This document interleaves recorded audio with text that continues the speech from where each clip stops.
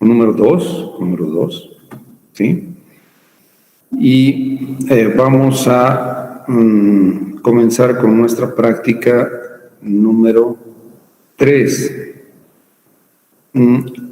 Sin embargo, en realidad vamos a hablar de georreferenciación.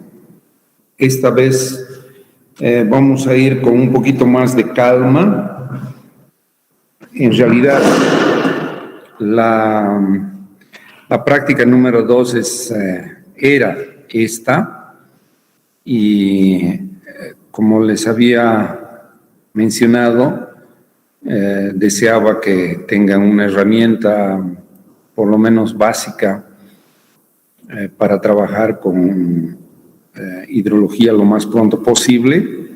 Hemos cumplido ese propósito y ahora vamos a retornar a la secuencia, en realidad un poco más académica, con la que deberíamos haber seguido.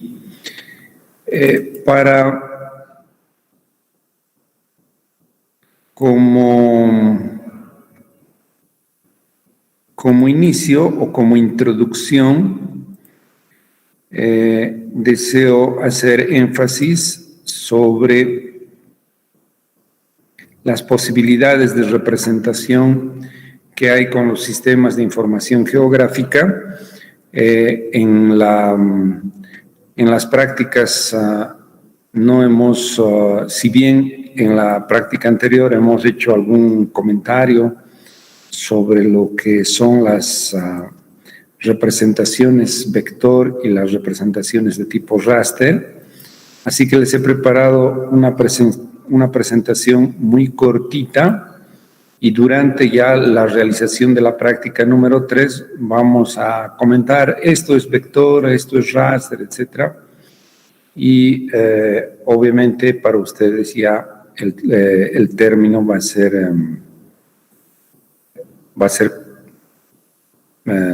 a estar bien asentado, el concepto va a estar bien asentado.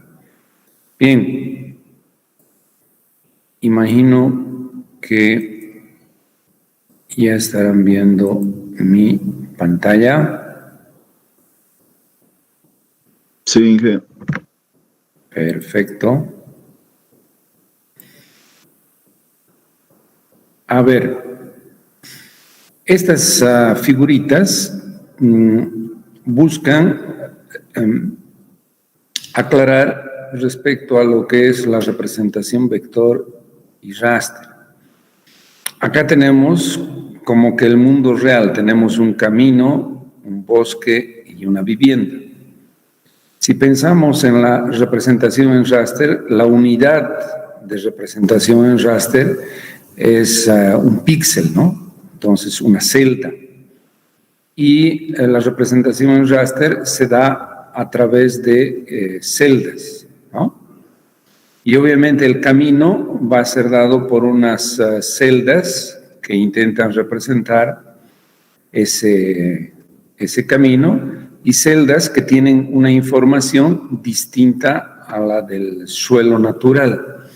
Entonces aquí esta celda tiene un celeste, de repente ahí está representando el camino y esto está representando el suelo natural. Luego tenemos el bosque, que está siendo representado también a través de estos píxeles, a través de las celdas, y la vivienda, que es representada a través de o podría haber intentado representar más celdas para hacer una representación más precisa de la vivienda. Pero hay un detalle en esto de las representaciones raster que vamos a ver en un segundo más, que es este aspecto de resolución espacial, ¿ya? Tengo unas figuritas para enfatizar ese aspecto. Acá estamos viendo una representación de tipo vector, y el vector básicamente, si pensamos en una línea, la línea es una unión de puntos, ¿no? Aquí faltaría el punto, digamos. ¿no? Aquí está la casa, está representada como un punto, simplemente. Y aquí tenemos la unión de puntos en sus coordenadas, obviamente cada puntito tiene sus coordenadas, y hay una unión de segmentos para representar el río. Acá el bosque va a ser representado con un polígono, ¿sí? Un polígono, y nuestra vivienda con un puntito. Entonces, la diferencia es que acá en la representación de tipo vector podemos representar puntos, líneas, polígonos. Y básicamente tenemos coordenadas de puntos en el mismo polígono, tenemos coordenadas de vértices, en este caso, que unen líneas y que cierran una determinada superficie, que es el polígono. Ahí está la representación vector. En ArcGIS siempre las representaciones en punto, línea o polígono es del tipo shape, SHP, ¿no? Tipo shape. Y las representaciones en raster, que pueden ser del tipo TIFF, ¿no? Grid, y que de repente nos representan puntos, pero a través de pixelcitos, y obviamente esta representación de ríos no es muy conveniente, ni en puntos. Seguramente cuando queramos representar la ubicación, por ejemplo, de puestos de gasolina en determinada ciudad, pues vamos a utilizar puntos. Si queremos representar caminos, vamos a utilizar este tipo de representación en vector. El raster tiene una potencialidad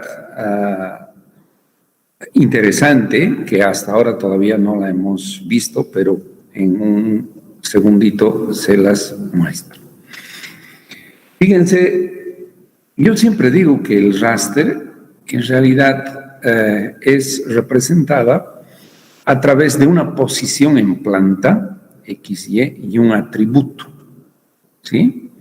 Y ahora vamos a hablar todavía de esa resolución espacial, que es el tamaño de la celda. Entonces, en términos generales, un raster tiene la posición del píxel, del centro de cada píxel en X y Y en planta, y tiene un atributo. Entonces, ahí está la clásica rejilla de representación en raster. Cada píxelcito, este píxelcito va a tener su X, posición, su Y, en posición, y este píxelcito va a tener un determinado atributo, que aquí ese atributo es el mismo, por eso estamos mirando todo en cafecito, ¿no es verdad? Pero fíjense, algo habitual del cotidiano vivir en raster son las fotografías. ¿Y cuál es el atributo en este caso de esta representación? Es la reflectancia de la luz en este caso. Si no tienes luz, obviamente no vas a tener una imagen fotográfica. Y aquí como que ya podemos ver el concepto de resolución espacial o tamaño de celda. Aquí tenemos 8 por 8, 16 píxeles, aquí tenemos 32 por 32 píxeles y obviamente la imagen es mejor. Esto nosotros estamos habituados, súper habituados a ver en las fotografías. Ahora bien, algo un poquito más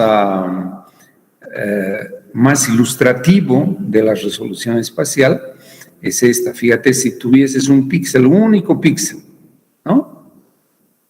Y con una resolución de 12.8 metros tendrías esta situación, pero en la medida en que tu tamaño de píxel es menor, tú vas ya viendo acá el automóvil, y finalmente con un tamaño de píxel de 0,10 metros, habrás visto el automóvil y el individuo que está ahí cerca, y obviamente muchos más detalles. La resolución en representación en raster, digamos, es algo que vamos a manejar mucho. Cuando estamos trabajando con aerofotogrametría, por ejemplo, dependerá de la altura de vuelo para que tú tengas una resolución, por ejemplo, de 3.2 metros o una resolución de 0,10 metros, en la que podrás ver con nitidez y además medir en aerofotogrametría, ¿no? En aerofotogrametría estás sacando fotografías, pero además de sacar esas fotografías, en base a esas fotografías estás con la posibilidad de medir cosas. Eso es interesante. Pero bien, acá está entonces la representación raster, en la que tenemos un atributo que en esta ocasión es la reflectancia de la luz, ¿no? Obviamente en color verdadero, en este caso. Las imágenes satélite también son representaciones en raster, en que el atributo es la reflectancia de la luz solar. Entonces, a partir de la reflectancia de la luz solar, y ahí se utilizan diferentes longitudes de onda para tener percepciones de la realidad mucho más certeras. Bueno, cuando lleguemos a imágenes satélites, vamos a volver a discutir este asunto de la resolución espacial, el tamaño de celda y el atributo. Pero demos más ejemplos del atributo. ¿Será que simplemente podemos hablar cuando estamos tratando de una representación en raster de fotografías? No, jóvenes. Este atributo podría ser también, fíjense, vamos a ver ahora, ahí estamos con un atributo. ¿Qué tal más bien ahí estamos con una representación en raster y estamos diciendo que este atributo, qué tal si a cada uno de estos pixelcitos le colocamos una cota, ¿no? ¿Una cota de qué? Del relieve del terreno. Ah, qué regio. Entonces, si el atributo es la cota de una representación en raster, vas a tener lo que conocemos como modelo digital del terreno. Observen ustedes que ahí tendríamos nuestro atributo como cota y estaríamos con la posibilidad de contar en una representación en raster más bien de contar con la representación del relieve del terreno en formato raster. ¿Sí? Ahí estamos viendo mucho más la utilidad de las representaciones en raster. Es indudable que el relieve del terreno, una representación clásica del relieve del terreno, es las curvas de nivel, pero las curvas de nivel lo que intentan hacer es representar el relieve del terreno en planta, ¿es verdad? O sea, nosotros en un plano representamos este cerro a través de las curvas de nivel, lo que hemos hecho.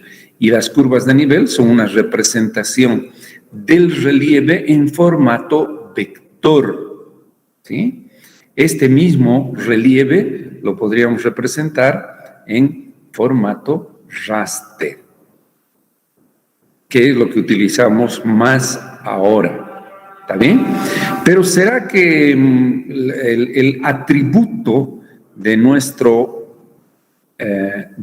píxel, el atributo de nuestro píxel, tendría que ser, podría ser limitarse a eso? No, jóvenes, puede ser, ahí podemos hacer volar la imaginación.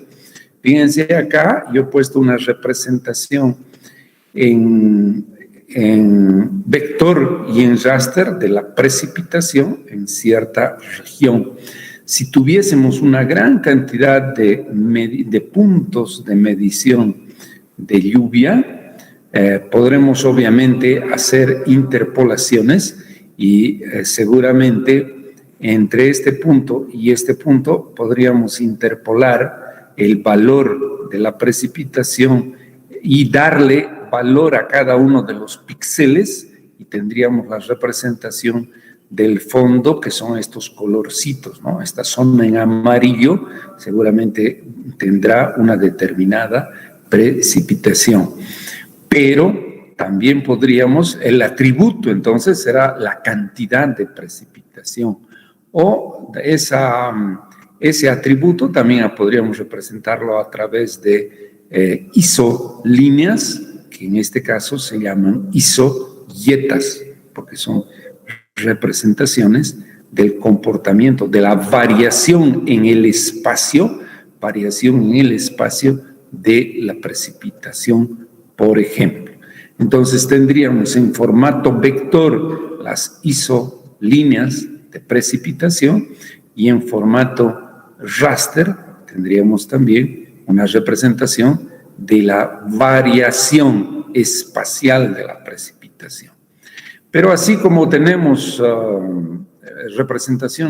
posibles representaciones en raster y en isolíneas de una variable como la precipitación, y yo les decía, pueden hacer volar la imaginación, si en vez de ser puntos de medición de precipitación, estos, por ejemplo, fuesen puntos de medición de la resistencia del suelo a una determinada carga, podríamos tener en kilogramos por centímetro cuadrado.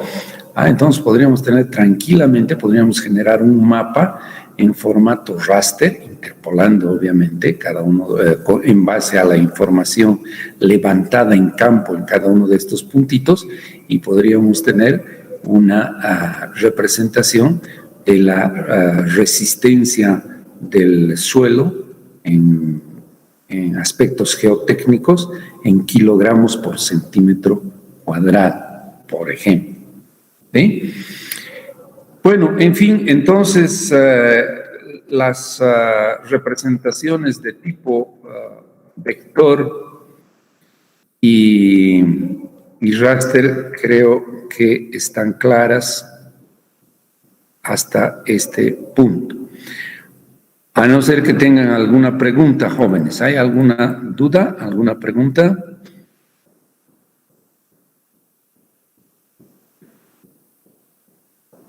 Todo ¿Están claro, por ahí, ingeniero. jóvenes? Sí, están ahí. A ver, la primera persona que está aquí en mi pantalla, Abigail Rivera. ¿Está todo claro?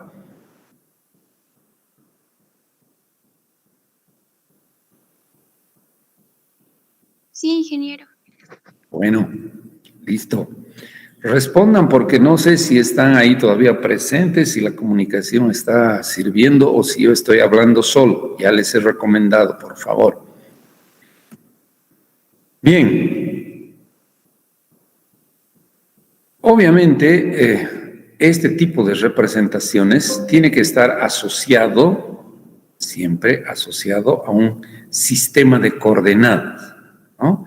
Nosotros no podemos trabajar nada sin asociar nuestras representaciones a sistemas de coordenadas. Y el tema de nuestra práctica número 3 es justamente ese, el preocuparnos de que todos nuestros objetos estén asociados a un sistema de coordenadas. Entonces, vamos a visualizar acá nuestra práctica 3, el texto por lo menos.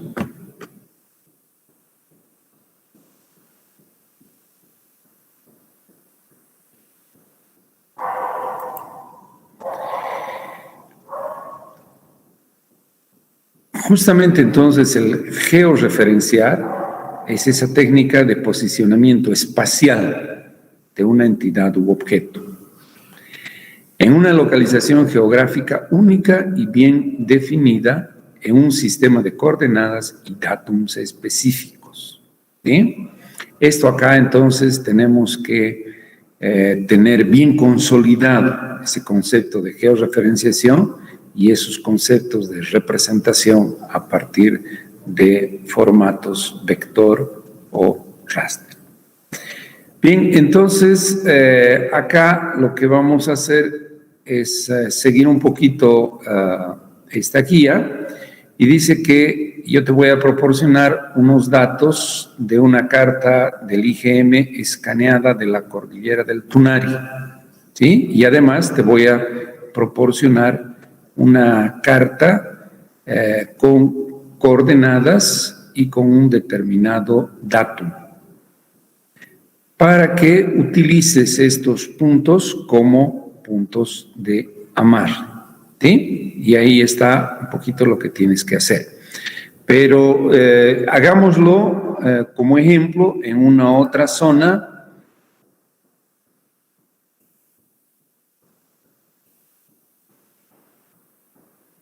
Y ustedes van a verificar acá los archivos que vamos a utilizar.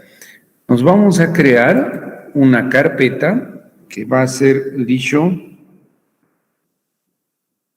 es madruga.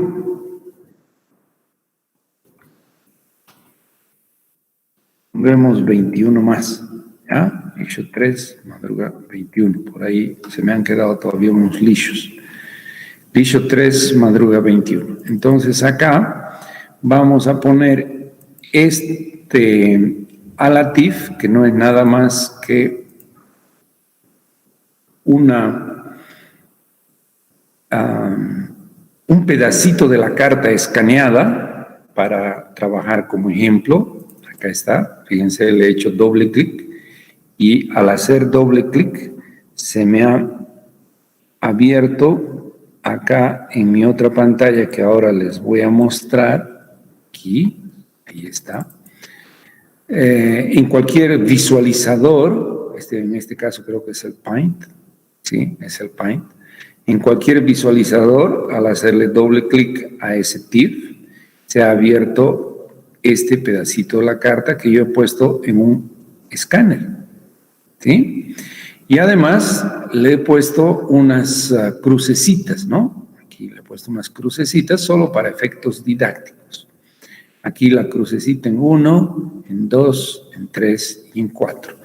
Y he leído en los extremos de la carta las coordenadas, aquí, el 1, he leído la coordenada en X, he leído la coordenada en Y. Igual para cada uno de los puntos, he leído esas sus coordenadas. Y vamos a utilizar esas coordenadas como puntos de amarre. Obviamente no podemos amarrar a la hoja solo con un punto, ¿no? Porque va a tener muchos grados de libertad y la hoja se va a girar en torno a este punto. Es por eso que para georreferenciar necesitamos más puntos. Bien, ahora esto, por ejemplo, esto que yo les digo he escaneado. Cuando he escaneado, ¿qué es lo que he hecho? He obtenido una fotografía de la carta del IGM. Por tanto, esta representación, ¿en qué formato estará? Obviamente debe estar en raster, ¿verdad? Debe estar en raster.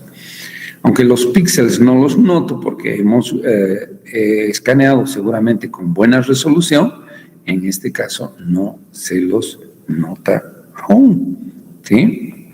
Sin embargo, si es que amplío, fíjense los píxeles, ¿verdad? Entonces, esta es una representación en raster.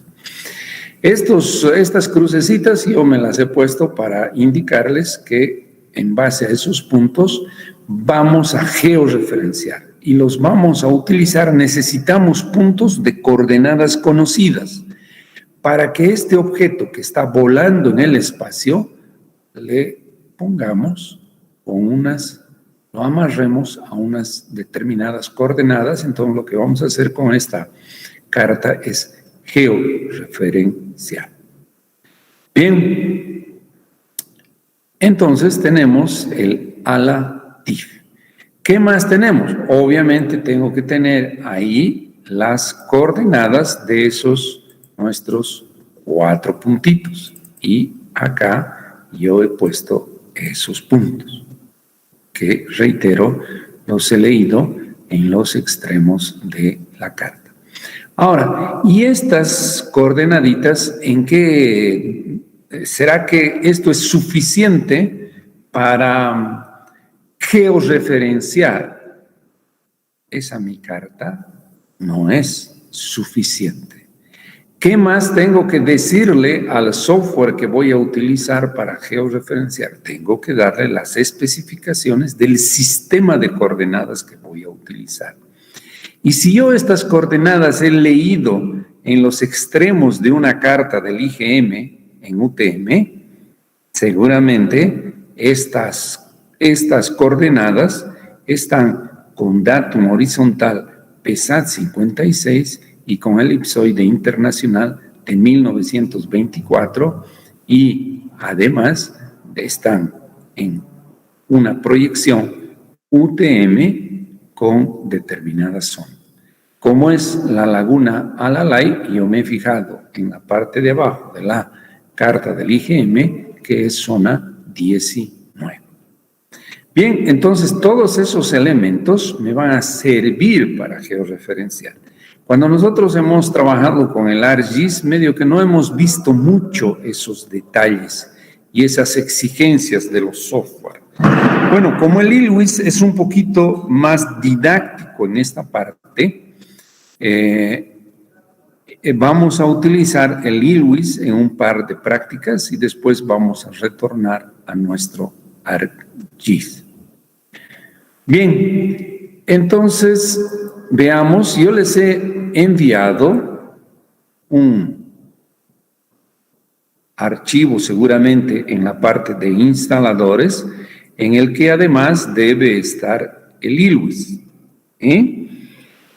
Bien, yo estoy en este momento haciéndole doble clic al iconito del ILWIS y me ha salido esta pantalla del ILWIS, ¿sí? El ILWIS tiene, por cierto, aquí 3 pestañas. Una es el Navigator, Operation Tree y Operation List, ¿ya? El que nosotros vamos a utilizar más acá va a ser el Navigator. ¿Qué es el Navigator? No es nada más que un gestor de archivos. Es como lo que utilizan ustedes en mi PC. ¿Y cuál es el gestor de archivos equivalente en el ArcGIS? ¿Se acuerdan el gestor de archivos en el ArcGIS? Catálogo. Catálogo, exactamente. El catálogo es el equivalente, así como decía vuestro compañero. Bien, entonces parece muy lógico que con el gestor de archivos nos podremos ubicar en el lugar en el que está nuestro archivo de trabajo, nuestra carpeta de trabajo. Entonces vamos a ir al D. Aquí yo he puesto el Lisho 3, Madru 21. ¿Sí? Entramos ahí. Si le hago doble clic, fíjense, aparece la carpeta, pero por cierto no aparece nada, a pesar que nosotros tenemos archivos ahí. Tenemos archivos en el Lisho 3 Madruga 21, tenemos estos 2. Ocurre que ninguno de estos 2 son archivos que reconoce el ILWIS. Entonces, lo que vamos a hacer es importar nuestra carta del IgM. Estábamos aquí en Lisho 3, nos paramos acá. Por cierto, el ILWIS no necesariamente tiene que aparecer con estas dos ventanas. Yo les voy a mostrar después cómo se hacen dos ventanas. No hay ningún problema.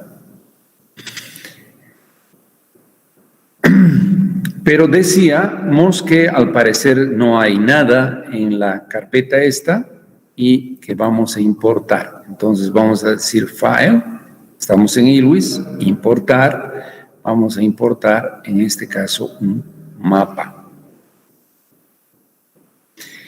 Y cuando vamos a importar el mapa nos sale esta otra ventanita, ¿sí? Lisho Madruga 21. Sin embargo, sigue sin aparecer nada. Es que acá el formato para importar está en este momento escogido un shapefile.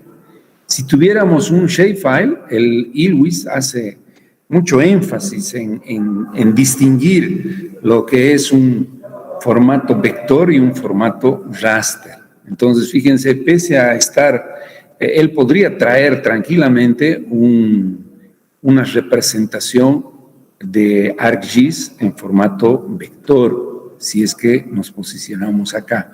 Pero como nosotros queremos traer algo que está en raster y que está en TIFF, en formato TIFF, vamos a irnos y acá vamos a escoger esta opción. Y fíjense, aparece el a la TIFF. Vamos a manchar a la TIFF. Y el output file name, en realidad por defecto, en el directorio que estemos aquí, él va a llevar a ese mismo directorio. Pero si queremos ser un poco más enfáticos, podemos acá decirle, mira, me tienes que traer a este directorio. Le decimos aceptar y nos va a importar a ese directorio. Y observen ustedes algo interesante. El ILWIS y todos los sistemas de información geográfico normalmente ponen un icono para distinguir qué tipo de archivo tienes. Y acá nos está mostrando un archivo de tipo raster. No hay dónde perderse, ¿no? Ahora, si yo le doy doble clic a este archivo, fíjense, doble clic,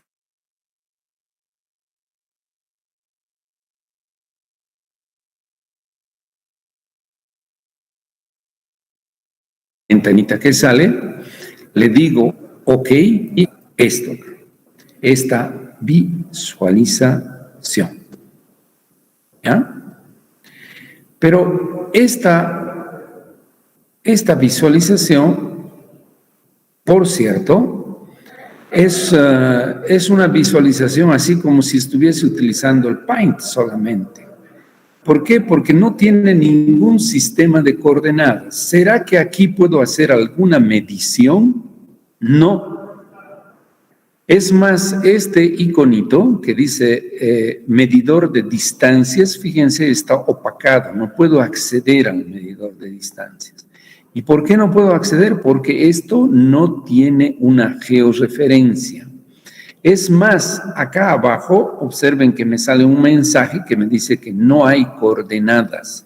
Si bien se está moviendo en filas y columnas de la representación en raster simplemente, pero me está diciendo que no hay coordenadas. Por lo tanto, no podré hacer ninguna medición. Bien, entonces lo que tenemos que hacer acá es crear nuestro sistema de coordenadas. Para eso nos vamos a ir a esta opción de File y le vamos a decir que queremos crear. Que queremos crear una georreferencia. Vamos a crear una georreferencia. Y para crear una georreferencia en el ILWIS vamos a ahí dentro vamos a generar un sistema de coordenadas. Entonces, vayamos a la georreferencia. Fíjense, me sale este iconito y le vamos a poner un nombre de georreferencia. Cualquiera puede ser alalay. Ala. ¿Sí? Nombre de georreferencia. Por cierto, ese sistema de coordenadas, esa georreferencia, nos va a aparecer, ese ala va a aparecer con este otro icono, con 4 puntitos en las esquinas, para mostrarnos que esa georreferencia lo que está buscando es georreferenciar justamente este mapa, a través de, en nuestro caso, de puntos de amarre. ¿Sí? Fíjense que esa georreferencia nos dice, la voy a ejecutar a partir de tie points, puntos de amarre. ¿Sí? Pero me dice, mira, para que podamos crear una georreferencia necesitamos un sistema de coordenadas. ¿Sí? Estas cositas son menos evidentes en el ArcGIS, ¿no? En el ArcGIS es clic, clic, clic y no hay mucho más que hacer. Por eso es que yo digo que el ILWIS es más académico. Lo apropiado hubiera sido comenzar por ILWIS y después ir al ArcGIS. Pero bien, entonces el sistema de coordenadas lo vamos a crear con este amarillito, con este sol. Entonces ingresamos acá y nos sale esta ventanita. Y nos dice, ¿qué sistema de coordenadas quieres crear? Vamos a crear también, como es el ala, podríamos darle un nombre a nuestro sistema de coordenadas, ¿no? Decirle, mira, va a ser PESAT 56, zona 19 sud, una cosa de esas. Pero le vamos a dar un ala, el nombre que nosotros querramos, ¿ya? Y vamos a entrar al crear el sistema de coordenadas a un sistema de coordenadas proyectado. ¿Por qué? Porque deseamos utilizar para amarrar nuestro pedazo de carta, necesitamos utilizar un sistema de coordenadas proyectado en UTM, ¿no? Con proyección cilíndrica.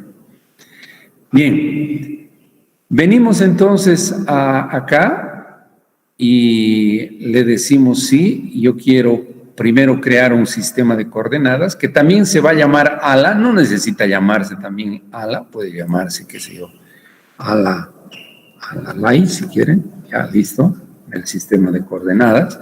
No se va a confundir porque el sistema de coordenadas va a tener este icono y la georreferencia va a tener este otro icono, ¿no? Entonces, colocando el mismo nombre, las extensiones de los archivos van a ser distintas.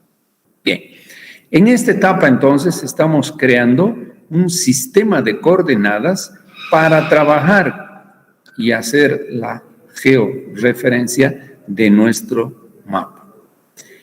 Sigamos. Entonces, le decimos OK a nuestro sistema de coordenadas y observen las cosas que él nos pregunta, ¿no? Primero, nos sale un iconito que dice así, ¿y cuál es la proyección que vas a utilizar? Entonces nosotros ingresamos acá a este icono y vean ustedes la cantidad de posibilidades que tenemos. Están en orden alfabético. Pregunto, ¿qué proyección vamos a utilizar aquí? ¿Será que podríamos utilizar la proyección de Ecker 1, por ejemplo? ¿O qué proyección irán a utilizar jóvenes? A ver, Israel Cano, ¿qué proyección vas a escoger de ahí? ¿La Ecker 1 está bien? Israel Cano.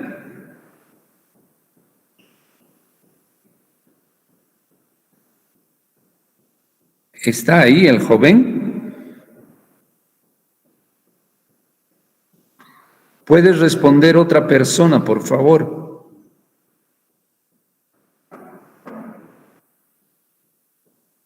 Aquí a Israel Cano ya le estoy anotando de que no ha respondido una pregunta de clase. Entonces ya se va a ganar unos puntitos menos. La proyección UTM, ingeniero. Perfecto. Ahí Mauricio acaba de responder. Dice que la proyección que debemos usar es la UTM. ¿Sí?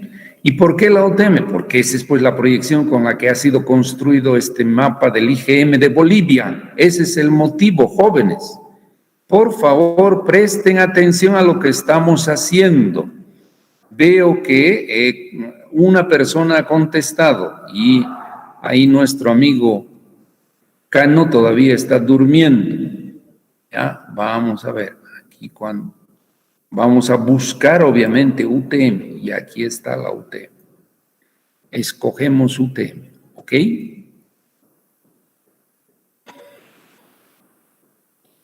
Y ahora fíjense qué nos pide. De nuevo nos pide proyección, obviamente no le vamos a dar esa respuesta nuevamente. Acá es algo reiterativo que ya no debería preguntar. Si nosotros entramos aquí, obviamente que ya está seleccionado UTM, si ustedes se fijan aquí, proyección, ya está seleccionado UTM, no necesitamos escoger nuevamente, pero él nos pide otras cosas más. Observen ustedes que nos pide el elipsoide y nos pide el datum. ¿De qué? Para construir el sistema de coordenadas. Además nos dice, estás en el hemisferio norte, ¿y en qué zona estás? Porque me estás diciendo que estás en proyección UTM. Entonces, antes de olvidarnos, lo primero que vamos a hacer es deshabilitar este hemisferio norte, porque estamos en el hemisferio sur, no es lo mismo, y en zona vamos a poner, obviamente, zona, en este caso, estamos en nuestro mapa, está en la zona 19. ¿Listo? Y vamos a continuar. Ya está definida la proyección, están especificados estos detalles. Vámonos al elipsoide. En el elipsoide, ¿qué es lo que vamos a elegir? A ver, menos Mauricio. Otra persona, por favor, responda.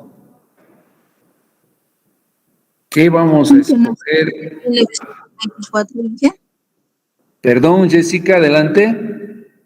Decía Internacional de 1924. Correcto. El elipsoide que vamos a utilizar es el Internacional de 1924. Aquí está. ¿Sí? Y le vamos a decir, ok, ¿por qué estamos utilizando este elipsoide? Porque ese es el que han utilizado para aplanar este pedazo de la superficie terrestre, los del IGM. Entonces le decimos, ok, y nos va a todavía,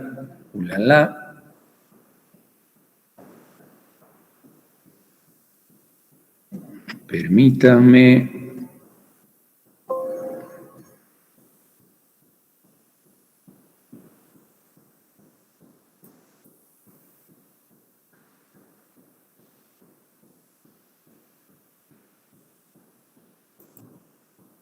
Podríamos editar el sistema de coordenadas, pero mejor vamos a crear otro, Alalay 2. Yo he apretado un OK donde no debía. Vamos a poner las cosas que habíamos puesto rapidito. Y el que estamos usando es el Alalay 2, el elipsoide, como nos dijo la señorita, es I de internacional de 1924 y no dar todavía OK, sino debíamos definir el datum más, ¿no? Ese sistema de coordenadas a la ley se ha ido sin datum. Entonces vamos al datum y en el datum obviamente vamos a buscar el PESAT 56. Entonces hay una cantidad de datums impresionante y acá está el Provisional South American del 56. Ahora, fíjense qué interesante, apenas nosotros hacemos eso, el sistema computacional nos dice, estás en Bolivia, ¿sí? Entonces le decimos, OK, evidentemente todo lo que hemos especificado es para un sistema de coordenadas utilizado en Bolivia.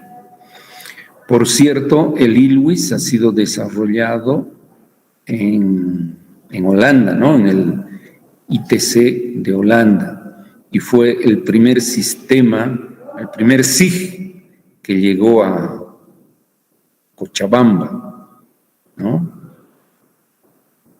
A través del CLAS. En el CLAS comenzaron a enseñar ILWIS. Bien, ya le he dicho OK al sistema de coordenadas y acá ya tenemos el sistema de coordenadas a la ley 2 que está funcionando con nuestra georreferencia. Entonces le vamos a decir excelente, OK, esa es mi georreferencia, tiene como sistema de coordenadas el Alalay 2 con todas sus especificaciones y le decimos OK y la pantalla se va a partir en 2. Ahí está. ¿Sí? Ahora, vean ustedes que esta pantalla tiene unos detallitos, ¿ya? Primero, siempre que nosotros en este momento estamos en el editor de la georreferencia. Estamos editando la georreferencia. Estamos creando la georreferencia con su sistema de coordenadas y ahora en realidad vamos a georreferenciar. La última etapa es la de georreferenciación. Y en la georreferenciación lo que vamos a usar es justo estos puntos de amarre a través del ILWIS. Primer detalle, sin embargo, antes de continuar. Primer detalle. Cuando estamos en una pantalla de edición, siempre tenemos este iconito, ¿no? Parece una puertita con una flecha, que es para salir de la opción de edición. ¿Ya? Bien, el segundo punto es que para incorporar nuestros puntos de amarre, si por ventura estaríamos, por ejemplo, con este icono del zoom, fíjense, el zoom no nos va a servir. Para incorporar nuestros puntos de amarre, siempre tenemos que ir a la flecha, a esta flecha normal, hacer clic, y cuando venimos acá, venimos ya con una cruz, ¿ya? Y la cruz es la que vamos a utilizar para incorporar nuestros puntos de amarre. Entonces acá yo voy a ampliar esta partecita, ¿sí? Para acertar a esta intersección, en realidad esta intersección de las rayas negras, yo tengo las coordenadas de eso, entonces vengo acá y nos venimos aquí al medio, ahí vamos a hacer un clic y vean que me sale esta ventanita. Y ahí vamos a poner justamente nuestros puntos. Para el punto 1, ¿sí? Es la lectura de X que hice en la parte de abajo de la carta, yo la tenía completa, son estos puntitos.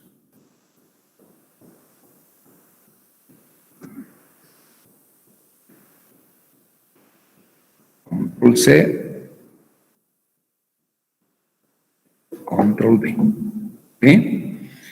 le decimos OK y habremos incorporado nuestro primer punto de amarre. Bien. Fíjense que estamos utilizando un otro método de georreferenciación, pero que al final no, lo único que estamos haciendo es introducir nuestros puntos de amarre. Por favor, denle una miradita aquí. Aquí dice not enough points. No hay puntos suficientes. ¿No es verdad? En determinado momento esto va a cambiar. Ya van a ver cuándo va a cambiar. Vamos a poner siempre incorporando nuestros puntos de amarre como si estuviésemos apretando las tuercas de una rueda. Aquí en la dirección diagonal opuesta. ¿Ya? Vamos a incorporar ahora el punto 4. Venimos nuevamente a esa flechita y vamos a ingresar a ese punto. Y miramos, acá vamos a tener nuestro X, aquí del punto 4. ¿Sí? Por eso es que yo les he dado nombres a los puntos para no equivocarlos. Control P y acá Control C, Control V y OK. Ya tenemos 2 puntos. Sigue diciéndome que no hay puntos suficientes. Ahora vamos a colocar este punto 2. Ahora, no se descuiden, pero entran en el orden en el que estamos poniendo, ¿no? No importa, el 2 para nosotros es el 4, porque es el que hemos introducido en segundo lugar. Este va a ser el 3, pero en nuestras anotaciones las coordenadas corresponden al punto 2. Entonces venimos acá nuevamente lo más precisos posibles en ese cruce del negro. Incorporamos nuestro puntito. Aquí está la pantalla correspondiente, el punto 2. Control C, Control V, el punto 2, Control C, Control V, OK. Fíjense, a partir del tercer punto, aquí aparece una cosita interesante, sigma. Sigma en realidad es una medida del error que estaríamos cometiendo. ¿Entre qué y qué? Entre las coordenadas que nos da el sistema computacional y como que las coordenadas verdaderas de estos cruces, ¿no? Estos cruces tienen unas coordenadas verdaderas, pero el sistema computacional nos está dando ya, fíjense aquí abajo, ya nos está dando unas coordenadas, ya va a comenzar a sugerir inclusive después del tercer punto unas coordenadas. Nos falta, para que salga un sigma, una medida del error en la georreferenciación, nos falta poner un punto más. A partir del cuarto punto sale el sigma. Y ese sigma tiene que ser siempre menor a 0.5 del tamaño de píxel. ¿Está bien? Entonces, acá siempre tiene que ser 0.5. Ahora vamos a venir aquí y vamos a hacer acá en la intersección del negro, ¿no es verdad? En la intersección del negro vamos a poner el clic, la crucecita roja yo un poquito la he desplazado, por eso no le estoy haciendo mucho caso a la cruz roja, sino a lo de en negro, que es lo de la carta. Le hacemos clic y observen ustedes que el sistema computacional ya me dice, mira, tu X es este y tu Y es este. pero no le vamos a hacer caso, porque fíjense, el X está teniendo 12 metros de error, porque mi X del punto 3, ustedes observan, el X del punto 3 es 800,000 y él me está diciendo es 800,012. Entonces, no le vamos a hacer caso porque nosotros estamos amarrando nuestra carta al sistema de coordenadas y aquí le vamos a poner 00 y es 800,000. Y acá nos está diciendo es el valor 807, permítanme, aquí es 871,975. A mí me late que se está equivocando con 15. Esto debe ser 872,000. A ver, veremos cuánto es nuestro Y para el punto 3, 8072,000. ¿Se fijan? 8072,000. Control C para el punto 3. Volvemos a nuestro ILWIS y le decimos, mira, es 72,015 metros menos. Entonces, vamos, control B. ¿Sí? Y le decimos OK. Y fíjense, mi sigma me ha dado de 0.3. Entonces, estamos verdaderamente con un sigma aceptable. La georreferenciación está siendo hecha de manera exitosa. ¿Sí?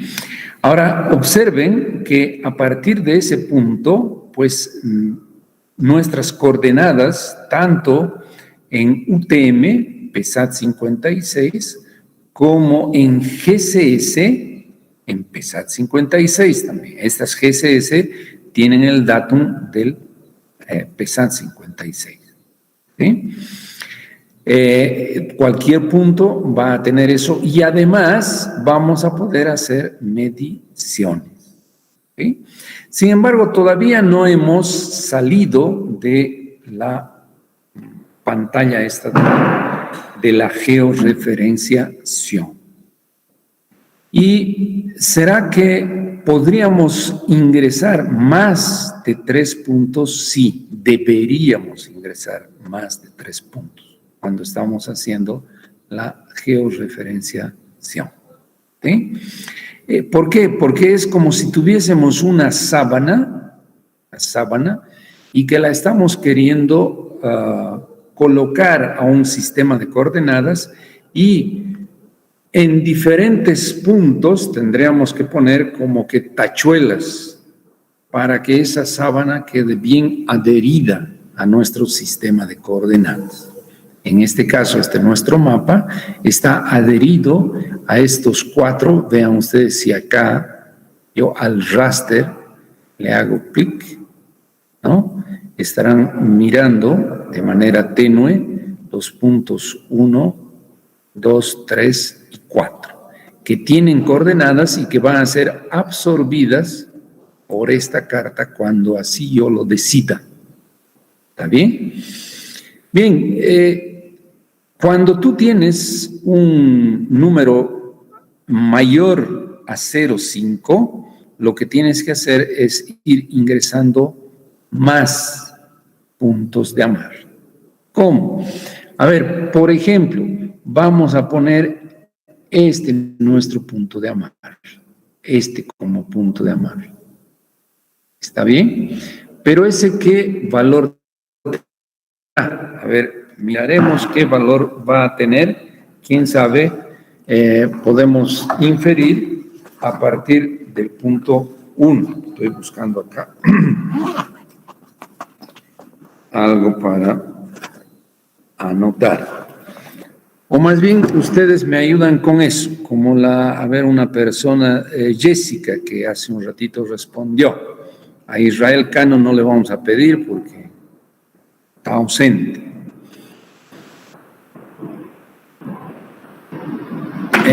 Jessica, entonces, ¿me anotas el X? Jessica, ¿me has escuchado? Sí, ingeniero, lo escuché. Ya.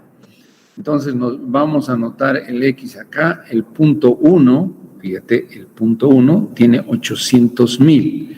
Entonces, el punto va a tener 801,000, 2,000, 3,000, 4,000. Entonces, 84,000. 84,000 en X, señorita. ¿Ya? Y en Y, este punto, ¿qué va a tener? Si el 1 es 75,000, este punto va a tener 74,000 en Y. ¿Correcto? Listo. Entonces vamos a introducir este otro punto. Vamos a agarrar esto aquí al mediecito, lo más precisos posibles, y hago clic. Obviamente me va a seguir sugiriendo. ¿Y qué valor vamos a poner, señorita Jessica? En X. Sí, 84,000, ¿no? Sí, 4,000, exacto. Correcto. En Y, ¿cuánto vamos a poner? Era 74,000. Correcto. Fíjense que este está bastante razonable, ¿no es verdad? Ha salido 874,000.018. Vamos a borrar el 018. 874,000. Ok. Listo. Hemos incorporado otro punto de amarre. Nuestro sigma ha aumentado, ¿sí? Pero no hay problema. Después podemos ir escogiendo los puntos de amarre que contribuyen más al error. Entonces, en la carta, yo les voy a dar una carta topográfica mucho más grande y ustedes les pido que incorporen varios puntos de amarre. Acá les digo, con por lo menos 7 puntos de amarre de su elección. ¿Están viendo? Entonces no van a poner solo 4 puntos de amarre, sino van a poner 7 puntos de amarre. Bien, y cuando pongan sus 7 puntos de amarre, ¿qué es lo que van a hacer? A ver, nosotros vamos a incorporar un puntito más de amarre acá, ¿sí? Y vamos a ver, no estoy queriendo poner muy colinear, o puede ser por aquí también, este punto de amarre. A ver, nos vamos a dirigir por la coordenada del punto 3, en este caso, repito, vamos a incorporar este puntito, sí, está bien, este puntito. Entonces, Jessica, anota el X, por favor. En X, ¿qué vamos a tener? Para el punto 3, tenemos 88,000. Entonces, vamos a tener en X 89,000, por favor. 89,000 en X. Y en Y vamos a tener 74,000 las coordenadas para este punto. ¿Ya? Entonces, Jessica, me dictas las coordenadas para este puntito, que es este. Entonces, venimos acá, hacemos clic en este lugarcito. Tenemos, ¿cuánto era, Jessica? 89,000, ingeniero, en X. 89, 1, 2, 3. Listo. Y en Y. Era 74,000. 74. Tenemos un errorcito de 1 metro. Listo. ¿Sí? Fíjense, esa diferencia entre el 74,000 y el valorcito de que en realidad el sistema computacional nos estaría dando es el error, es en realidad el sigma que él reporta aquí en píxeles. Después vamos a ver cómo calculamos esto en metros, ¿ya? Y también vamos a ver cómo podemos calcular el sigma con los datos que nos dé el sistema computacional. Ya vamos a llegar a eso. Entonces acá le decimos OK y como ejemplo vamos a ver ahora de analizar esos nuestros puntitos, ¿ya? Vean ustedes que nuestro sigma está en 0,653, ¿sí? Ahora, lo que debemos mirar es aquí abajo y debemos ver estos valores y los vamos a mirar en términos de su magnitud, sin interesarnos si es menos o es más, ¿ya? Aquí 0,02 menos 0,26. A ver, veamos quiénes contribuyen más al error en ambos. Fíjense, este 0,90, 0,27. Este está contribuyendo bastante al error. Este punto 3, 0,90, 0,27. Entonces podemos congelar este punto de amarre. Entonces nos venimos aquí a true, ¿sí? Y le damos barra espaciadora. Y no vamos a borrar esta coordenada, sino solamente la vamos a congelar. Y ahí dice false. Ahora vamos a pasar, fíjense, de 0,653, este false todavía no está activo, apenas yo me ubique en otro lugar se va a activar y este sigma, cuando esto se active, cuando eliminemos esto como punto de amarre, este sigma va a disminuir. Vean ustedes, voy a tocar donde sea y tengo 0,481, habiendo congelado nuestro punto de amarre 3. ¿Sí? Obviamente podría todavía congelar alguno más, ¿no? Nunca me puedo quedar con menos de 4. En este momento estoy con un sigma menor a 0,5. Me puedo quedar con eso. Lo que no puedo hacer es tener un sigma mayor de 0,5. Entonces, el que tiene que ir a ser congelado es ese ahí, y el criterio de elegir el que va a ser congelado es a través de la observación de sus contribuciones al error. Los que están activos, vean ustedes 0,28, 0,35, 26, 16, 33, 69. Este ahorita está contribuyendo más al error. 33, 69. Si yo a este lo congelo, el sigma estoy seguro que va a bajar mucho más. Observen ustedes. ¿No? 0,276. ¿Sí? Entonces, bien, puedo quedarme con ese sigma, es un sigma interesante, y me voy ahora a salir, ya estoy contento con mi georreferenciación, tengo un sigma bajo, y me voy a salir del editor de la georreferenciación con esto. Cuando ustedes hagan, es suficiente, como van a poner 7 puntos, su carta es mucho más extensa, es suficiente que lleguen a valores menores de 0,5. ¿Ya? No existe sigma 0, no existe sigma 0, siempre hay un error. Entonces, si yo salgo de acá,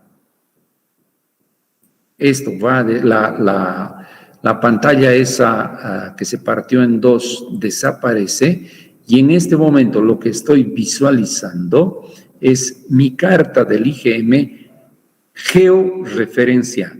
¿Por qué? Porque tengo mis puntos acá. Si yo quiero hacer una medición, obviamente ya puedo hacerla con este medidor de distancia. Si ustedes amplían acá y miden de cualquier intersección a cualquier intersección, o de aquí a aquí, saben que debería ser 1000 metros, si es que está bien georreferenciado. Entonces voy a hacer clic acá, por ejemplo. Hay que mantener el botón apretado, clic, no hay que soltar. Y si vienen hasta esta otra intersección, observen que tenemos 1000 metros. ¿Ya? ¿Está claro? 1000, dependiendo de cuán preciso seas y hayas sido en tu georreferenciación. Listo. Entonces, podemos hacer medición de longitudes y obviamente si puedes medir segmentos, vas a poder medir superficies también. También vamos a poder medir polígonos. Bien, hasta ahora entonces lo que tenemos es un raster georreferencial. Indudablemente tú puedes editar esa tu, digamos, has puesto solo 5 puntos y te has cansado, te faltan 7 para terminar la práctica. Indudablemente puedes ir a Edit, aquí, File, Edit, y aquí puedes editar la georreferencia. Editar la georreferencia. ¿Sí? Acá también, si tienes un sigma descabellado, es probable que tengas alguna de estas coordenadas que haya sido mal introducida, ¿no? Entonces, tranquilamente puedes arreglar, ¿no? Si, por ejemplo, este está falso, no nos va a hacer, no, está true, nos va a hacer caso. Por ejemplo, te has olvidado un cerito, ¿no? Y tienes la cosa así en el punto 4. Fíjate, te sale más realmente descabellado, ¿no? Entonces, aquí nomás tú controlas, miras nuevamente el punto 4, el que has introducido como siendo 4 ¿es verdad? Y dices, ups, me he equivocado y no le he puesto un 0.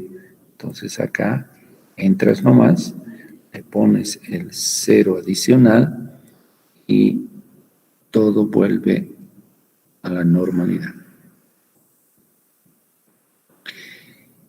Y nuevamente, si estás en la pantalla de edición, obviamente puedes salir por acá. Listo, está entonces georreferenciado y podemos continuar con nuestra práctica.